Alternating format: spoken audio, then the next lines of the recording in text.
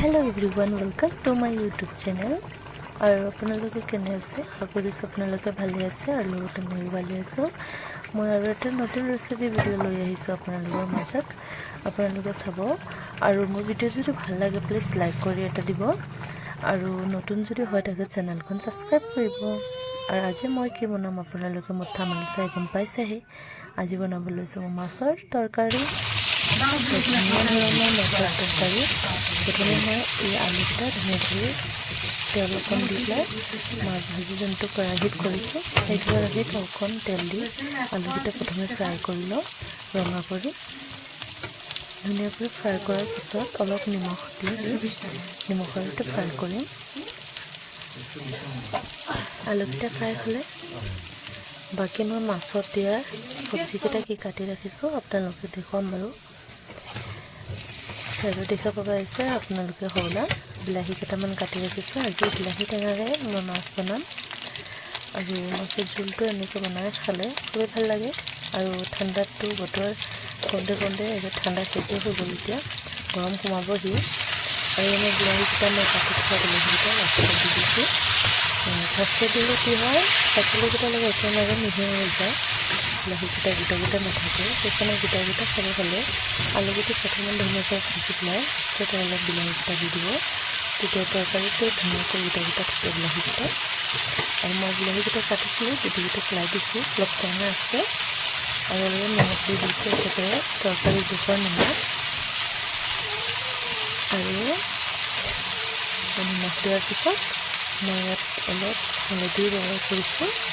আৰু অলপ জিৰা গুড়া দি দিছোঁ জিৰা গুড়া দিছোঁ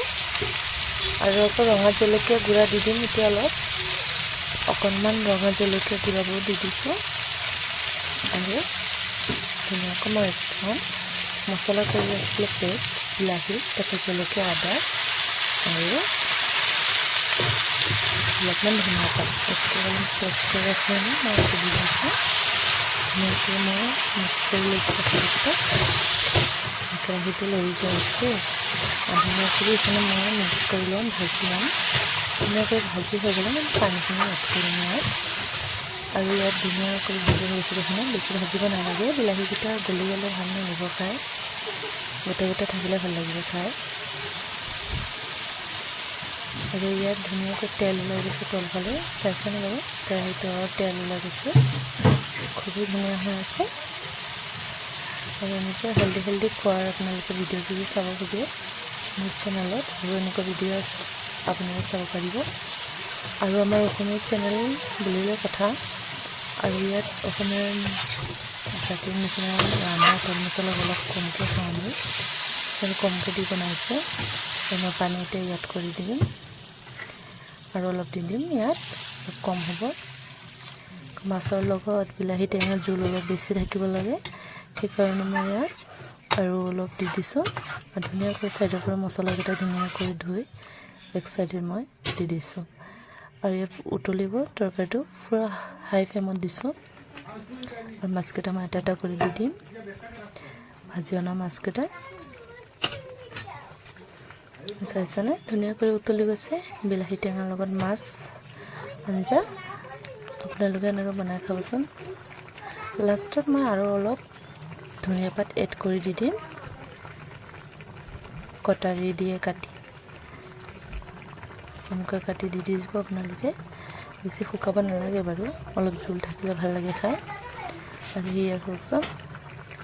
মোৰ মাছৰ তৰকাৰীটো মানে অলৰেডি হৈ গ'ল আৰু ধুনীয়া হৈছে হয়নে বাৰু এনেকুৱা চৌকাত ৰন্ধা হ'লে আৰু ভাল লাগে খাই চৌকাৰ মানে জুতি বেলেগ আৰু গেছৰ জুতি বেলেগ আৰু এতিয়া আমাৰ উপায় নাই কি কৰিম বাৰু এনেকুৱা গেছতে জুতি লগাই বনাব খুজি আছোঁ এফালে মই বিলাহী আৰু বেঙেনাকেইটা ৰাখিছোঁ মাছৰ তেলৰ চাটনি বনাম বুলি দুপৰীয়া আহাৰ আৰু মই ট্ৰাইপড যে ওপৰত দি দিছোঁ আপোনালোকে ভালকৈ চাইছেনে বাৰু প্লিজ কিবা প্ৰব্লেম হ'লে জনাব সেইকাৰণে প্ৰেছাৰ কুকাৰত মই এইটো চুলাত ভাত বহাই দিছোঁ চৌকাত আৰু মোৰ অলৰেডি মোৰ তৰকাৰীকেইটা হৈ গ'ল মই বাতিত এটা ঢালি ল'ম এয়া মই বাতিটোত ঢালি লৈছোঁ দেখিছেনে ইমান ধুনীয়া হৈছে কালাৰটো আৰু আজি মোৰ ভিডিঅ' ইমান আশা কৰিছোঁ